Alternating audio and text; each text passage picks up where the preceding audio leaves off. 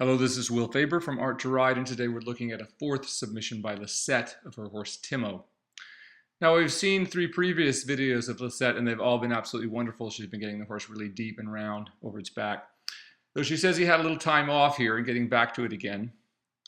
Though this tape itself is really an excellent example of what we're looking for as well. So you're right on track here with this Lisette. Nothing to worry about here at all. Once again, remember, when we talk about time, we've got to start thinking in terms of training horses, over many months, and years. I mean, it's taking at least 2 years to put a foundation on a horse that we can begin to develop collection, and 4 years to fully develop that top line to the point that we can fully develop collections. So that's what the best trainers in the world, doing this without any breaks for this or that, either lameness or, sometimes people's problems in their lives make them have to stop for a little while.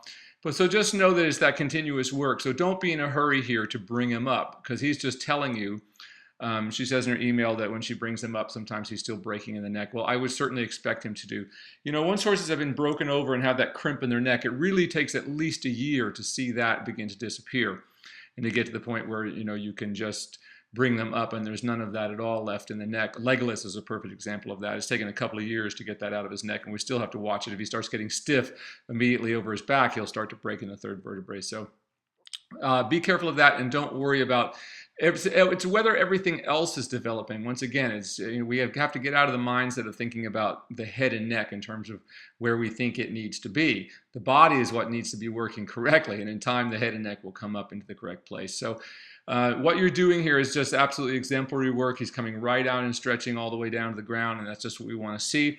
And once again, as I told you in my last video, some people would tell you this is too low. It really is not. It depends upon the horse and its level of strength. So you can kind of see with this horse, when they plunge a little straight down, that just shows you how weak they are in their neck. As it develops, the neck will come up kind of all by itself. As the horse develops more top line, he'll want to carry it up and out from the body. And you'll see that clear, round ball sort of, so to speak, rolling over the ground, as you even see here. So this is good. And once again, as I said, don't worry about time-wise. And that's just it. If he comes up and he breaks, you're doing exactly the right thing. When he does, it's just simply let him back down again. And in time, all those problems will disappear. But this is really good stretching here. I love how active he is and how supple and all the way down. That's really, really, really good. Contact is good with him all the way down. Remember that, once again, for everybody listening to this, the stretch down is not a stretch. It's not throwing away the reins by any stretch of the imagination. It's getting the horse to stretch down into a positive feel of the contact. Very often people think that their horses are light, but they're really behind the bit. And then when you look closely, you see that they're broken in the third vertebrae and very often hollow. That's a horse that's just learned to drop his jaw off of the bridle, which feels very different than a horse that's taking a supple contact and letting you communicate with it through the reins and the bit. And also why it's so important, people ask me very often about bitless bridles. And the problem with the bitless bridle is it basically works on the soft cartilage on the horse's nose. So that's just not that sensitive, but on the other hand, it's really easy to bust that up. So, really a good rider, you want to be in a bridle so that you can contact the horse, and you'll just get a much more refined ability to speak with the horse through the bridle than you're ever going to do something that's just attached to his face, so to speak. But that was a good shoulder in that, kept good rhythm all the way down. And once again, this is just what you want to do. Remember, it's finding that optimal moment, that position that allows the horse with the optimal stride in whatever gait we're in. And it's very simple to realize. To think about, we're not trying to create a sculpture. We're trying to keep the movement going. So once again, whatever you do with the head and neck, if it destroys the horse's ability to move behind, it couldn't be very good. Now, could it? So that's what we really have to get an eye for. Everybody needs to stop looking at the horse's head and neck and start looking at the back end where they're swinging in the top line and understand what that really is. So this is all really, really good walk. I feel like here he could maybe even swing a little more than doing, but there you go. As soon as I think of something, you usually have corrected it, so that's very good. And I would like to say to everybody out there watching this, Lisette is someone who has shown an interest in becoming an Art to Ride associate trainer, which I hope many people will. but even before that, official recognition, I would say all of you people, if you're close by each other and you're trying to learn this work, get together. I think Lisette is doing a very good job here. And, compared to your local professional who might be pulling the horse down with draw reins, even though Lisette is just the beginning of that, you're better off with somebody who has the right idea of the beginning than you are working with some so-called Grand Prix trainer who really doesn't even know how horses are trained, which is so often the case we find these days. You got to remember that training horses, the art of dressage is in the training of the horses. And once again, thinking about, what we just saw go on at Aachen with horses being excused for blood on their sides, people trying to come in the ring with lame horses, and even though they're very expensive. But it's very nice to see how, once again, Charlotte Desjardins did a fantastic job. And we saw a lot of top riders fall from their places, so this is what we'd like to see dressage get back to its foundation, its roots, and the basic core of that is just that you care enough about the horse to want to ride it correctly and develop it in a way that's going to have a long, healthful life. Really good here, slows down a little bit in that, but I would expect it to, and once again gets really deep in that stretch as soon as you get to there. So really good active walk throughout this. Now I would say just a little bit, I see sometimes your shoulders are just a little bit rounded. So remember, it's perfectly fine to go back behind the motion, but when you do, try to feel like, if you've ever done a yoga stretch where you stretch up and back, is what we want to feel. So you keep the top of your chest lifted when you go back and the shoulder blades flattened into your back, rather than letting ourselves kind of scoop our seat to the front of the saddle and drop our shoulders. So once again, when you go back the correct way, is your hips should stay as much as possible straight in the saddle, and you lift up and back with your shoulders, so you lift yourself taller in the saddle. But once again, these are small things, and what you're going to find, the beauty of the classical system is it trains the rider, because you don't have anything to hold on to. So you essentially have got to learn to ride in balance. It's just sad how many riders today are taught to ride by hanging against the reins, and you look at them and if anything goes wrong, they're going to go off, or if a rein were to break, they'd go backwards over the back of the horse. So once again, the classical system, it will develop the riders. I rarely have to say much about people's positions except for ride in the correct way, and your position will magically improve, because you'll have to stay in balance above the horse in order to be able to do what we see Lisette doing here. So that was all really good walk work, and we've gone into a really good working trot in the stretched position. So now the next step is simply to bring the pole up as high as we can and see if we can maintain that. What you do as we go on here. But this is a great place to stretch, great starting stretch. He's out. Even now his neck is starting to go more out and down. He's not curling back at all in this. And that's just what you want to do, and just remembering how long that takes. Really good in the sitting trot there, and that's just what we want to do. As long as your sitting trot doesn't change the horse's gait, then it's good to do. Once again, and you'll know that, when you go to sit on a horse that's big and you're trying to get the big stride and it's open and swinging, you start to sit and you're bounced right out of the saddle, the back hasn't formed enough. So do not do what most people do, is simply slow the horse down till it's crawling, and then they think they're sitting to the trot. That's not sitting to the trot. Now this is, however, so you can almost see the ball rolling along the ground. Remember, when the horse correctly lifts its back underneath you, it feels like sitting on a surfboard or a boogie board, or even just body surfing. You feel the power of the wave carry you forward, and it becomes supple, and it's easy to sit. It's easy to conjoin your body with the body of the horse. So once again, if you can't do that when you sit, the horse isn't ready to be sat on. So don't give yourself saddle sores trying to do it. I see far too many lessons that people sit for the trot way too long to start with. I've seen people screaming and crying in pain, and trainers making them go on and on and on. That old kind of nonsensical training, really wasn't good before, and it wasn't good now. So there's no point in getting yourself hurt to do this. That is, even getting saddle sores. But really good sitting trot there. We see how this horse just looks like a big spring rolling over the ground. So you can imagine how much less impact, once you get the springs on the horse, as you see on this one, there is so much less impact to the horse's feet and joints. It's all being taken in the soft tissue. So that's absolutely fantastic.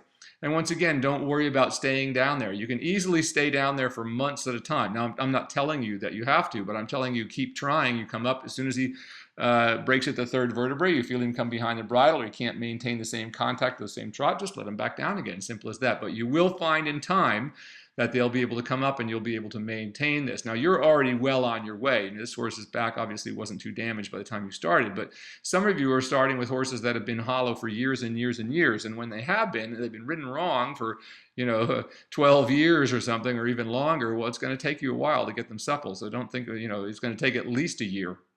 So really good sitting trot here. Once again, there was absolutely no change in the rhythm of the horse like that.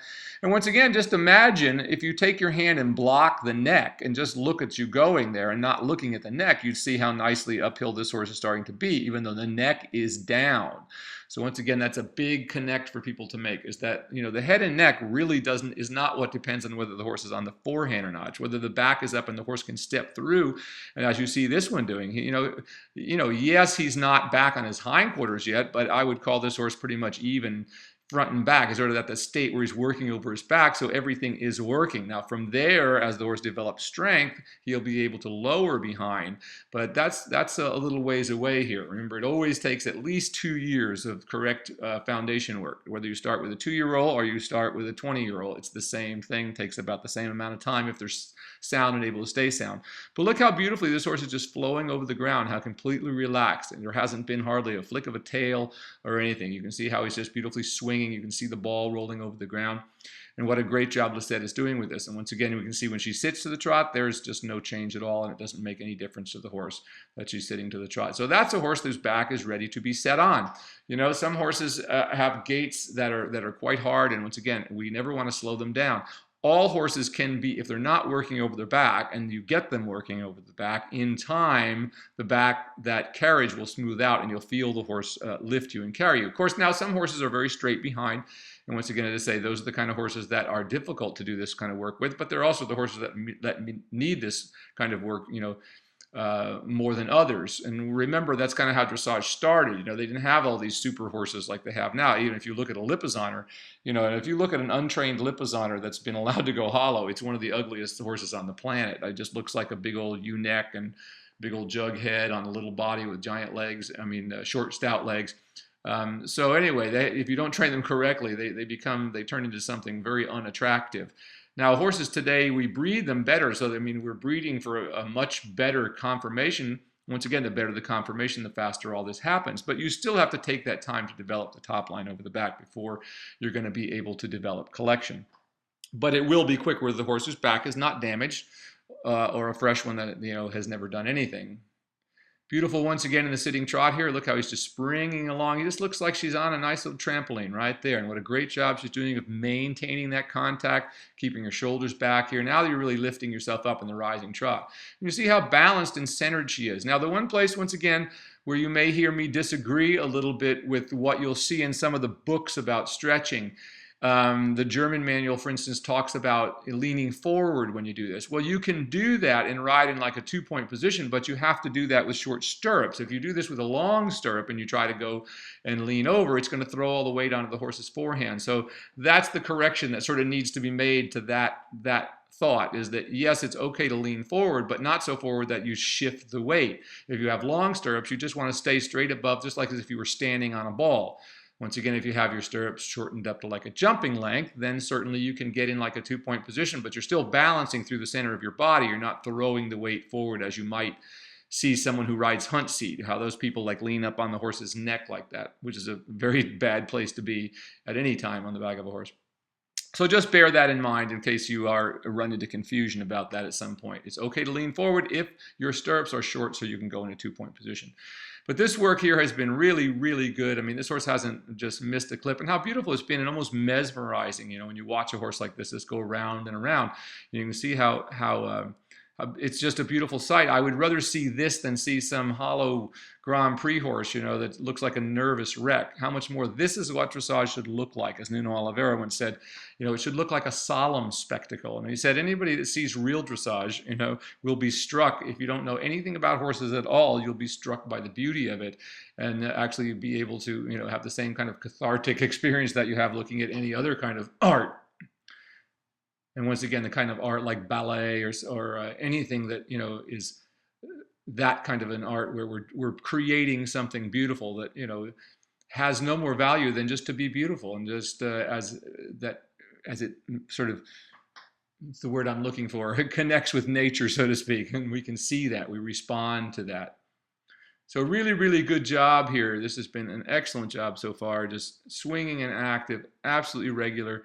And once again, know that this is where we build the muscle. That's where so many people don't get it. They have this idea if we don't pull the horse's neck in and do all this stuff to them that they're not going to develop. Well, the only way they develop, the only thing that develops if you do it that way is a very sort of bunchy looking straight hip and a very ewe-necked horse. So once again, this is what we want to do, is get the horse working over its top line, as this one has been doing since the start of this video. He hasn't really missed a clip yet. Now here she's bringing him up a little bit, and that's about it. I would say for him, that's about it. About there is about as high as he can be.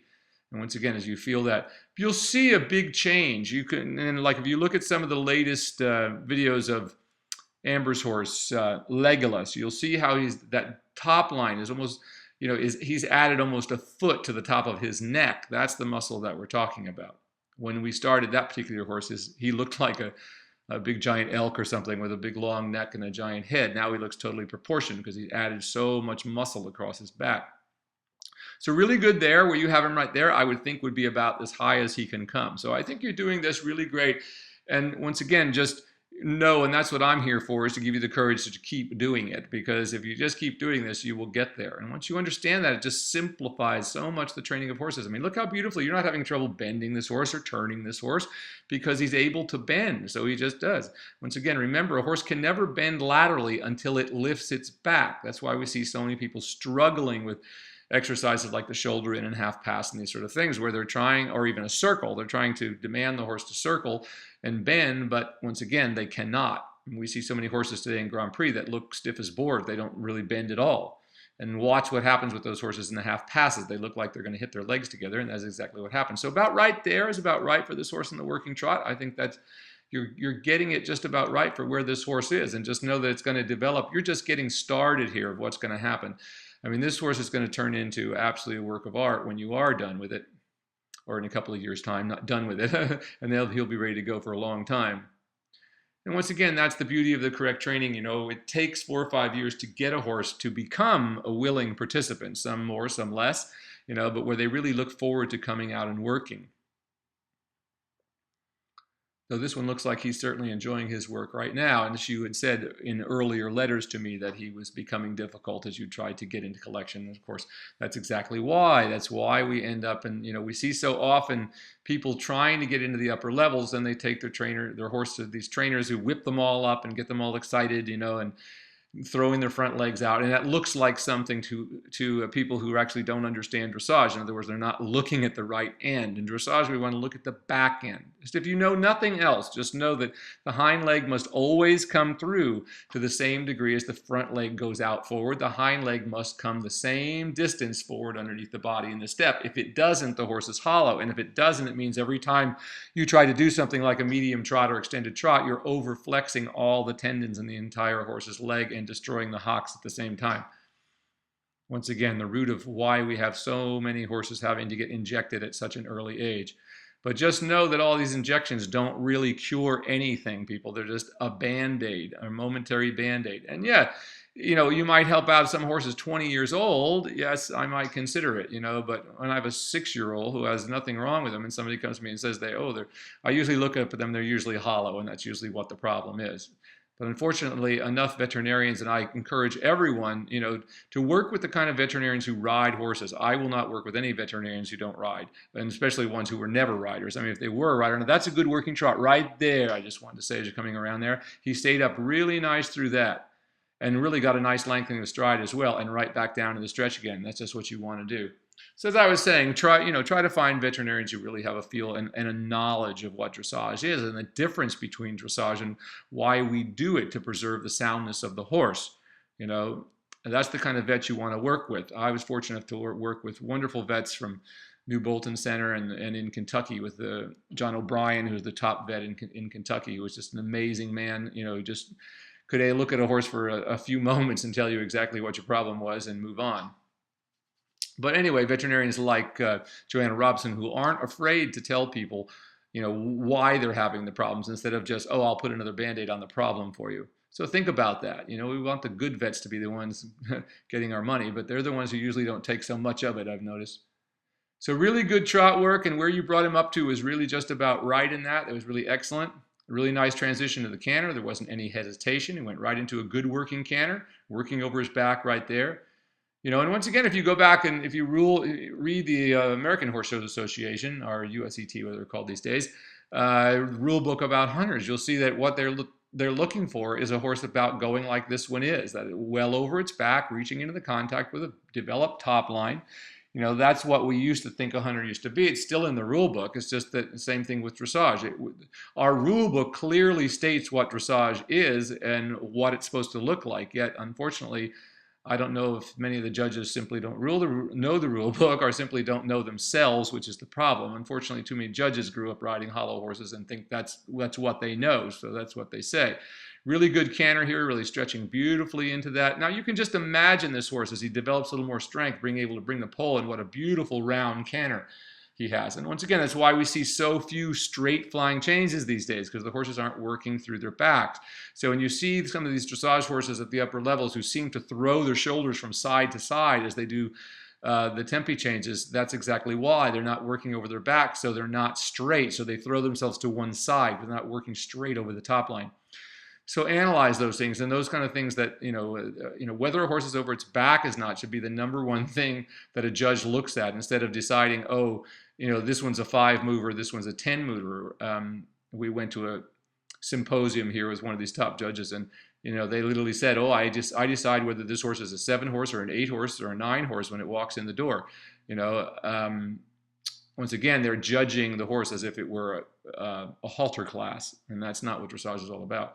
Beautiful canter here. Like, once again, all of this has been just a perfect workout for this horse, and he's been able to handle all of this. He stayed over his back the whole time. And what you'll just see as you keep doing this over the next year, you will see the forehand just come up. You'll see those shoulders will really pull up through the withers. The horse will back behind the saddle there. That will flatten out a bit as the horse begins to work more through his top line. You'll have more muscle in that little spot there behind the saddles. You kind of see it in silhouette there. Even with this nice big moving horse, there's a little bit of a dip behind the saddle. That will all fill in. Absolutely beautiful trot here. Back to this really swinging and supple trot. And how beautiful it is to ride like this, and how much fun. I see so many people riding and they just don't really seem to be having much fun, and then you and that's just in a ring. So you can imagine those people, they go out and they're trying to jump, and I see so many people who are scared to death while they're trying to do this, because the reality is they should be, because they don't realize very often, beginners and people just coming into this, how dangerous this sport really is. One of these horses flips on you, you'll be a cripple for the rest of your life, as is what happens so often. So it's so important that they not be balancing against our hands. People get by that way for a while, but eventually the horse starts to stumble. It must be able to right itself with the use of its head and neck, or the back end comes over the top of the horse on you. In other words, a complete somersault onto you, and that's where people get seriously injured, and that's because the horses have no use of their head and necks. But this one has beautiful use of its head and neck, stretching deep into the contact. I just couldn't be happier with what I see here. And when you have brought him up, it's really been to about the right place. So just know that that's it. You're going to compete doing. This horse now is working over its back in all 3 gaits. So, you've got the biggest part of the problem taken care of. All you have to do now is just keep working the horse in the same way and having the patience to wait for him to come up. And yes, of course, you can add in more exercises as we go, but for this horse at this level, that's about what he should be doing. 20-meter circles, maybe 15-meter circles is about the smallest that he should do. But what you're going to find, even that canter, all of a sudden you'll just be able to come up once again. If you can come up as high as you can without losing either the canter or the trot, or the walk in that case, that is, without losing the rhythm or the power or the lift. Really good. He's going to develop thrust beautifully. Not a bad transition there. Lifted his head a little bit, but not bad for this level. I wouldn't expect more than that. And right away he gets out there. And you can see how kind of at first he kind of stalled a little bit, and how much different it looked there as soon as he gave that neck. So those first 2 strides were kind of interesting, because he was kind of sucking his neck back into his body there a little bit. But you really get him right back out there and just send him through. Once again, we can't hold a horse up. We have to get them to hold up. And is he cantering a little bit on the forehand? Yes, but he's cantering over his back. So if he does enough of this, he'll get off of his forehand. You can't pull a horse off of his forehand. Once again, that's the big takeaway people need to realize. You can't cram a horse into any kind of frame without destroying its gaits. And once you understand that, it gets you a long way to understanding what dressage is. Once again, if it's destroying the movement, it's not good. Now, once again, I wanted to point out, coming down the long side there, you can see that that horse on his left front, he kind of paddles a little bit with that leg. And once again, we see a lot of horses that do that, and really it's nothing to worry about. But once again, just know that if you ever have a horse that really wings and paddles badly, and I've even retrained some of these little Pasafinos and things like that, and Tennessee Walkers, if you get them working over the back, you'll see that that will become much less. And it's not going to completely go away, but you'll see that the emphasis of that, as you hollow a horse, you'll see them even paddle or wing even harder than they do. So just know that that's also what you're doing here. And once again, why in the beginning, we don't, about the amount of lateral work that you're doing here is about what we want to do. Some leg yields, a little bit of shoulder in, come back. It's getting back to that old saying, forward and straight. Work a young horse forward and straight. And remember, what they meant by that is getting the horse over its back so it can be straight, like you have there. And once again, once you get the horse over its back, all the problems of bend just disappear almost like magic, because the horse can bend, and that's why. You're putting the horse in a position that allows it to do the job you're asking it to do, so it can. And once again, as you see, like with this one, they become so relaxed about the work, If you brought him up and tried to force him in a frame, he'd start fighting with you, wouldn't he? So how could that be very good? Yes, if you can beat them all up and pull them behind the bridle, once again, people have been fooled by those kinds of trainers. But this is absolutely beautiful. You just keep working him like this every day and just trying to come up as high as you can. Before you know it, all of a sudden, it's always kind of like one day it's just kind of there and you can do something. Like anything else that you try to learn that's very difficult. You work at it, you work at it, work at it, and all of a sudden, oh, wait a minute, this is just really easy all of a sudden. Well, the same thing is true for the horse. That's why we have to keep repeating these exercises. And once again, we don't want to do a great deal of lateral work, but we want to do some of it as you have done. It's been just about right, For me, it's about, when I work my horses, it's kind of if I get a good one in each direction of each thing, that's all I'm looking for. If it wasn't as good as yesterday, I'll come back and maybe do it once or twice more. But I really have a 1, 2, 3, you're out. I rarely do an exercise more than 3 times. If I have to do it more than 3 times, I'd go back and fix something in the way back, where that is, he probably wasn't stretching enough. I need to get the horse more over his back, and then we come back. It's rarely necessary to, to really get after horses a lot, or very strongly. When we work like this, they're willing participants, so it's all good. So this has been an excellent ride, and you've done a great job. And as I said before, if anybody else is in Lisette's area, I highly recommend that you get together. I know they're on Facebook, and a lot of people are having fun getting together on there. So once again, you'd be better off working with somebody who has the idea of this than a Grand Prix trainer who has no idea of this, because that person really doesn't have an idea about anything that's really going to work, on any correct level, and is going to lead you to where you want to be if what you're interested in classical dressage. Now, once again, you can see that horse went by in silhouette. Once again, you can see there's still a little dip behind the saddle there, and you're going to see that transform, and try to look very closely. I try to look very closely at every horse every day and see that everything is working, see the holes filling up. So try to get an eye for these minute changes as they come in the horse. But you've done a wonderful job with this, and I just can't wait to see every one of your videos. It's just very exciting. I think in the next one, we'll see him even come up a little more. I'd like to see you start working a few more lengthenings of stride now within the gait. So in the walk and the trot and the canter, he's well enough over his back to start doing a little bit of lengthening of stride. Remembering in the lengthening of stride, we let the horse lengthen the whole frame. So once again, this is Will Faerber from Art to Ride. She's done a great job today. Look forward to seeing you next video. Keep up the good work.